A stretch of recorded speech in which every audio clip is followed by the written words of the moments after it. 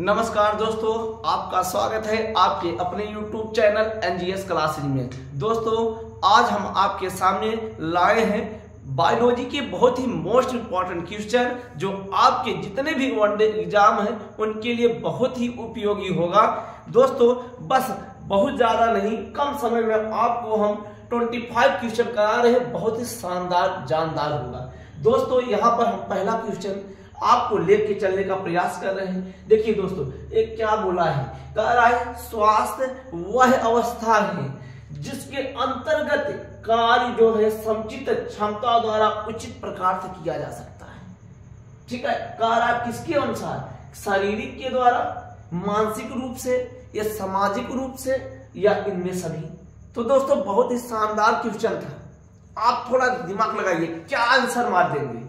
तो दोस्तों, हम यहां पर नहीं, हम लेंगे ये आपका, ये सभी, ये आपका जाएगा, क्योंकि जानते हो कोई शारीरिक रूप से और मानसिक रूप से, सामाजिक रूप से अच्छा होगा तो वही स्वास्थ्य कहलाता है। तो दोस्तों, पहला नंबर 1 हो गया। अब यहां पर देखिए,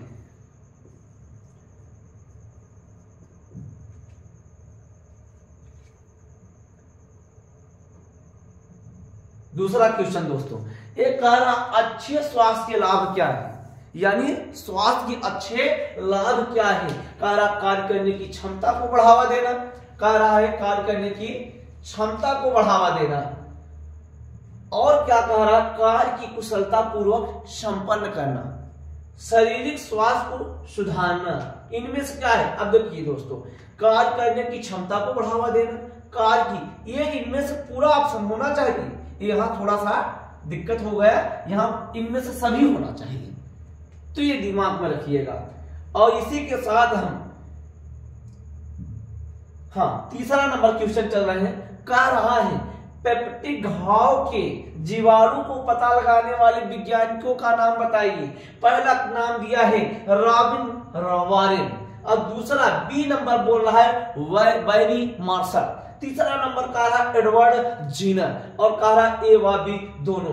दोस्तों, तो इनमें हम क्या लगाएंगे दोस्तों, हम इनमें आपका लगेगा ये वाला बी भार, ये बी नंबर यानी बैरी मार्शल होंगे। और इसी के साथ हम चलते हैं दोस्तों, अब क्वेश्चन नंबर 4 यहां कह रहा है संचारी, कह रहा है दोस्तों संचारी रोग को फैलाने में सहायक कारक कौन है। संचारी मतलब संचरण के द्वारा, ठीक है, फैलने वाले रोगों का नाम कह रहा है। कौन सा कारक है, यानी कौन सा फैक्टर है जिसके कारण फैलता है। संचरण मतलब फैलना होता है, वायु के द्वारा फैलता है कि जल के द्वारा कि रोगवाहक के कि ये सभी। तो दोस्तों, कोई संचरण के द्वारा जैसे छींकना, ठीक है, अब हवा के द्वारा भी फैल सकता है, कोई संक्रमित है उसके द्वारा भी फैल सकता है। तो दोस्तों, यानी कि क्या होगा, ये सभी के द्वारा होगा, तो हमारा ऑप्शन डी नंबर जाएगा। तो दोस्तों, ये आपको एकदम समझ में आ रहा होगा। और दोस्तों, हम चलते हैं थोड़ा सा आगे, 5वें नंबर कह रहा है यकृत, यानी लीवर की बात कह रहा है। यकृत में संक्रमण होने से कौन सा रोग होता है, यानी लीवर में, दोस्तों लीवर में अगर आपका संक्रमित हो जाएगा कौन सा रोग होगा। तो कह रहा है दोस्तों, ये भाई साहब कह रहे हैं कौन सा रोग, ये भैया कह रहे हैं सिर दर्द होगा, कह रहे हैं सिर दर्द होगा। बताइए, लीवर में है तो सिर कहां से दर्द करेगा। तो दूसरी बात कह रहा है खांसी आएगी, अरे खांसी कहां से आएगी, कह रहा सांस लेने में परेशानी, अरे इससे कोई लेना ही देना नहीं है। तो दोस्तों, हमारा ये क्या होगा, पीलिया, जिसे जॉइंटिस बोला जाता है। तो दोस्तों, ये समझ में आया, ऑप्शन अपना क्या होगा, डी नंबर होगा। और इसी के साथ जल्दी जल्दी दोस्तों हम चलते हैं नेक्स्ट क्वेश्चन पे।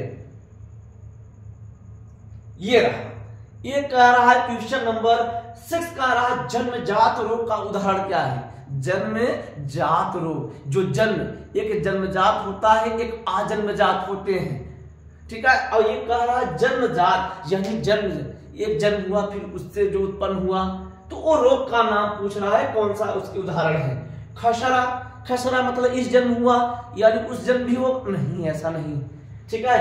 तो ये आपका भी ऑप्शन नहीं होगा दोस्तों, ये ऑप्शन आपका एक गलत है, ये गलत है दोस्तों। कह रहा है प्लेग भैया, ये भी आपका नहीं हो सकता है जन्मजात। कह रहा है डिप्थीरिया, डिप्थीरिया भैया नहीं हो सकता, ठीक है। ये रंजकहीनता, ये दोस्तों यहाँ क्या होना चाहिए, रंजकहीनता, क्या, रंजकहीनता, ठीक है। ये आपका दोस्तों डी नंबर क्या है, जन्मजात रोग के उदाहरण है दोस्तों। इसी के साथ दोस्तों हम नेक्स्ट क्वेश्चन चलते हैं। नेक्स्ट क्वेश्चन क्या है, नेक्स्ट क्वेश्चन दोस्तों क्या है, कह रहा है दोस्तों, क्वेश्चन नंबर 7 आ गया बहुत ही शानदार तरीके से, ये चल रहा है सेशन। कह रहा है रेबीज, रेबीज किस सूक्ष्म जीव द्वारा फैलने वाला संक्रामक रोग है। ये जो रेबीज यानी जो कुत्ता काटने वाला ये बीमारी, ठीक है, वही कह रहा है कौन सा सूक्ष्म यानी ऐसा छोटा सा जीव, ठीक है, जिसके द्वारा फैलने वाला संक्रामक रोग है। संक्रामक और एक असंक्रामक होगा, लेकिन यहाँ का पूछा है संक्रामक रोग क्या होता है। तो पहला क्वेश्चन नंबर कह रहा है, भाई साहब क्या कह रहे हैं, थोड़ा सा ले लेते हैं। ये भाई साहब कह रहे हैं, क्या कह रहे हैं, विषाणु द्वारा फैलता है, कह रहे हैं विषाणु द्वारा फैलता है, कि जीवाणु द्वारा फैलेगा, कि कवक द्वारा। भैया कवक के द्वारा सीधा ही सीधा नहीं हो सकता। कह रहा है भैया रेबीज, ये आपका क्या होगा, जीवाणु तो नहीं हो सकता, ये आपका क्या होगा, विषाणु होगा, ठीक है, ये आपका क्या होगा, विषाणु होगा दोस्तों, ठीक है। बहुत ही शानदार सेशन दोस्तों। इसके बाद नेक्स्ट हम क्वेश्चन पे चलते हैं। नेक्स्ट क्वेश्चन क्या है आपका, कह रहा है दोस्तों, देखिए बहुत ही शानदार तरीके से रेबीज की ही कई क्वेश्चन, ताकि आपको कहीं कोई दिक्कत ना आए। अब कह रहा है दोस्तों क्या कह रहा है, क्वेश्चन वही बहुत ही जबरदस्त लाए हैं हम।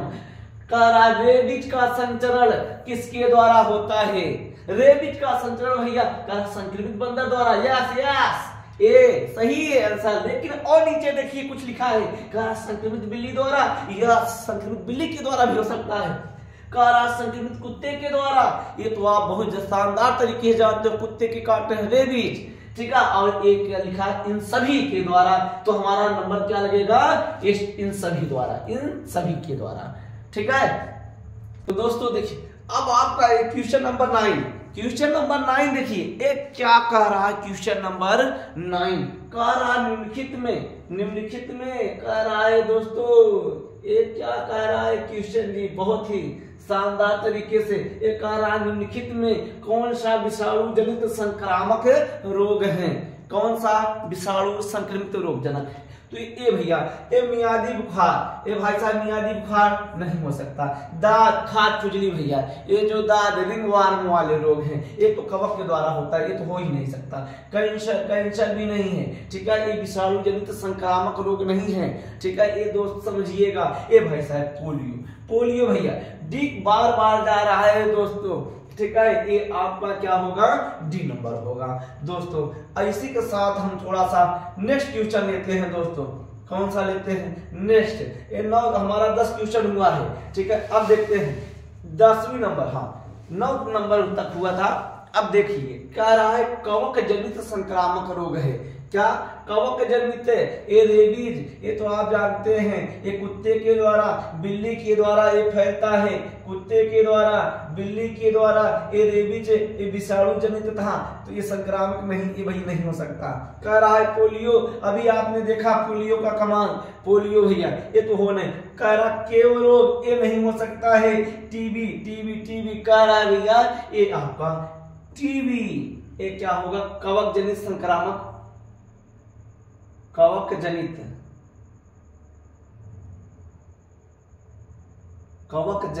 कह रहा है दोस्तों, कवक जनित संक्रामक रोग। दोस्तों ये कह रहा है, रुक जाइए 1 मिनट, कवक जनित संक्रामक रोग।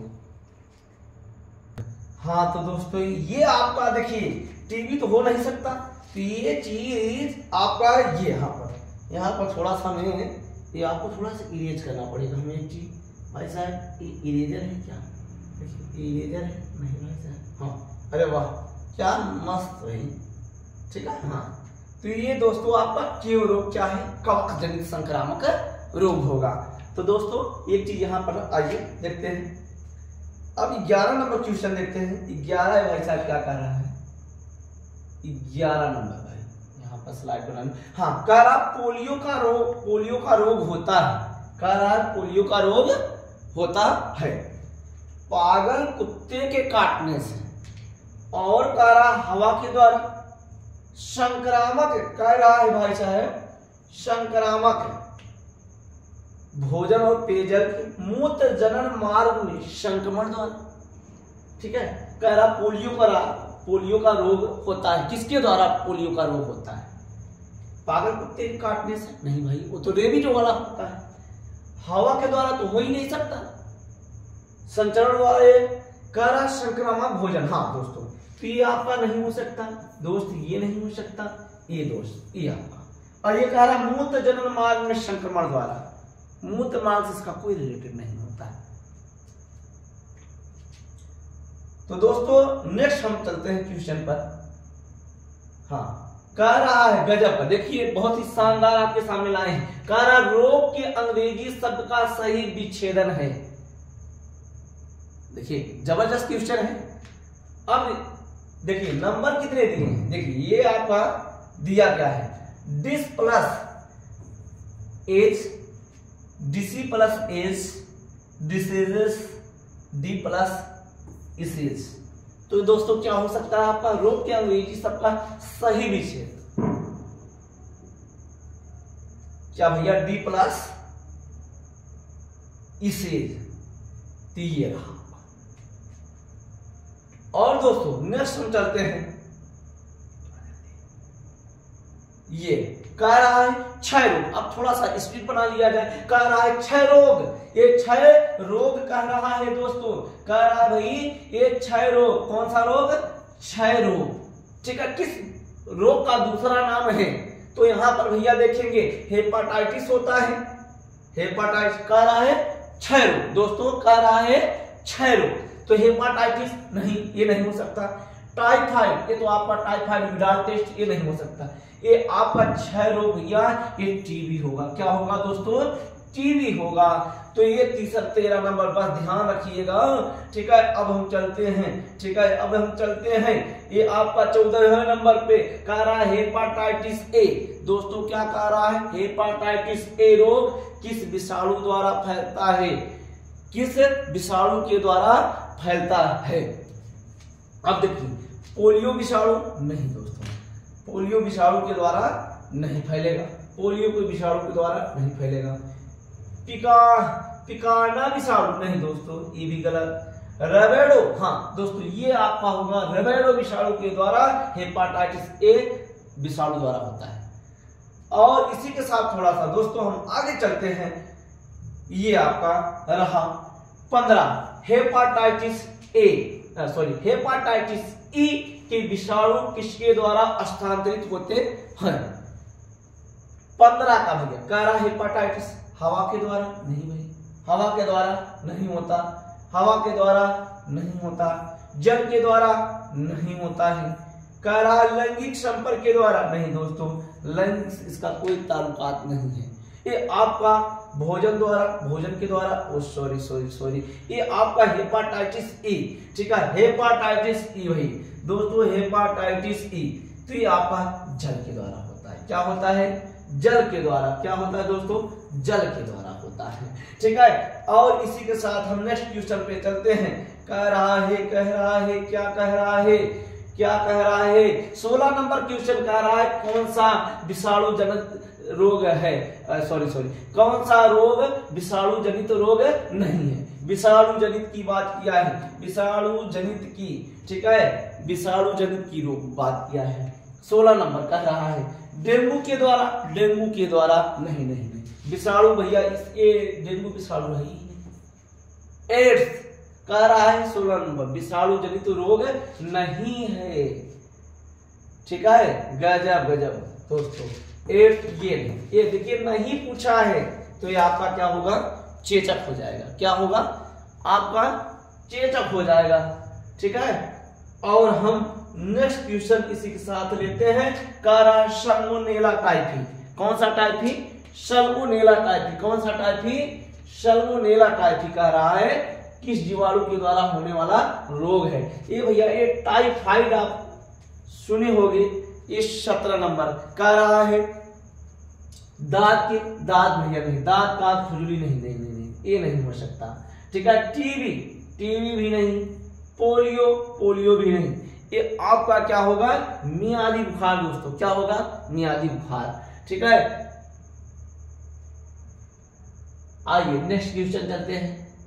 बीसीजी का टीका, बीसीजी का टीका किसके रोग के लिए लाभदायक है, बीसीजी का टीका, बीसीजी का टीका भैया। ठीक है, तपेदिक के लिए, कि रेबीज के लिए, दाग के लिए, कि पोलियो के लिए। ठीक है, ये आपके बीसीजी का टीका पोलियो के लिए लगता है दोस्तों। किसके लिए लगेगा, पोलियो के लिए लगेगा। तो ये रहा आपका पोलियो के लिए दोस्तों। अब नेक्स्ट क्वेश्चन हम चलते हैं दोस्तों। कह रहा है निम्नलिखित में कौन सी बीमारी जीवाणु द्वारा नहीं होता, कौन सा बीमारी जीवाणु द्वारा नहीं होता। ठीक है, हैजा, चेचक, क्षय रोग, अतिसार, मतलब जो पेट में, ठीक है, पेट में बीमारी होती, अतिसार हो जाता है। तो आपका 19 नंबर में दिया है, एक हैजा दिया है, चेचक दोस्तों जल्दी जल्दी बताइए क्या हो सकता है, क्षय रोग, अतिसार, चेचक, हैजा, बताइए बताइए बताइए जल्दी जल्दी। 19 नंबर 19 देखिए, एक बार क्वेश्चन देख लीजिए खूब बढ़िया से। ये आपका भैया क्या होगा, क्या होगा, ठीक है, ये चेचक चेचक चेचक नहीं, ये आपका क्या होगा दोस्त, हैजा होगा। कौन सी बीमारी जीवाणु द्वारा नहीं होती कह रहा है, तो इसलिए देखिएगा।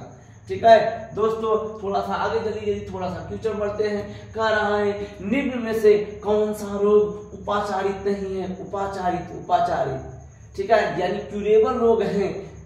एक रतौंधी, डायबिटीज कह रहा है, डायबिटीज कह रहा है, डायबिटीज कह रहा है। दूसरा क्या है, क्षय रोग, रंजकहीनता, मतलब जिसका कोई इलाज नहीं, उपचार ना किया जाए। उपचार भैया इसमें से किसका, रतौंधी का किया जा सकता है, डायबिटीज। ये आपका दोस्त क्या होगा, ये डायबिटीज, मधुमेह रोग। ठीक है, जिससे बोला जाता है इसका कोई उपचार नहीं होता। तो दोस्तों थोड़ा सा आगे बढ़ते हुए हम चलते हैं नेक्स्ट क्वेश्चन। कह रहा है पल्स पोलियो कार्यक्रम की शुरुआत कहाँ हुई, पल्स पोलियो कार्यक्रम शुरुआत कब हुई थी दोस्तों, ये कब हुई थी, सन 1995 में हुआ था दोस्तों, सन 1995 में हुआ था। ठीक है, अब कह रहा है, ये देखिए वही क्वेश्चन फिर से रिपीट हो गया दोस्तों। पोलियो कह रहा किस विषाणु के द्वारा होता है, पोलियो किस विषाणु के द्वारा होता है, कह रहा है पोलियो किस विषाणु के द्वारा होता है। पोलियो विषाणु के द्वारा भैया क्या होगा जी, पोलियो विषाणु के द्वारा होगा। किसके द्वारा होगा, पोलियो विषाणु के द्वारा होगा दोस्तों। यहाँ पर है पोलियो विषाणु के द्वारा। नेक्स्ट क्वेश्चन हम चलते हैं। पोलियो कह रहा है एंटी रेबीज के 5 टीके संक्रमित जानवर के काटने से कितने दिन बाद लगाए जाते हैं दोस्तों। ये थोड़ा सा ऑप्शन में गड़बड़ी हो गई, तो दोस्तों इनमें से होना चाहिए ऑप्शन भैया। ठीक है, क्या होना चाहिए था, एक होना चाहिए था। कितना होना चाहिए, पहला दिन, जिस दिन काटे उसी दिन लगवाना चाहिए। ठीक है, यानी पहला ही दिन लगवाना चाहिए। उसके बाद भैया 7वें दिन पे लगवाना चाहिए, उसके पश्चात 14वें दिन पे लगाना चाहिए, फिर उसके पश्चात 28 पे लगाना चाहिए, फिर उसके बावजूद भैया 30वें दिन। एक और टीका होता है, एक एक्स्ट्रा भी होता है, 6 टीके लगते हैं। ठीक है, हालांकि 5 है, इस समय हम इतना आपको बता दिए। ठीक है, ये आप समझना चाहिए था। ठीक है, अब दोस्तों एक भैया इसके आगे थोड़ा चलते हैं। ठीक है, क्वेश्चन एक और है, कह रहा है हेपाटाइटिस का इलाज में कौन सा रोग है, हेपाटाइटिस के इलाज में कौन सा सहायक है दोस्तों। आप हेपाटाइटिस में ये आप क्या लगाओगे, ये सभी। क्या लगाओगे दोस्तों, ऑप्शन ये सभी। क्या लगाओगे, ये सभी, ये सभी। तो दोस्तों आज हम आपके सामने बहुत ही शानदार सेशन के साथ इतने क्वेश्चन को कंप्लीट किया, और बहुत ही इंपॉर्टेंट क्वेश्चन था।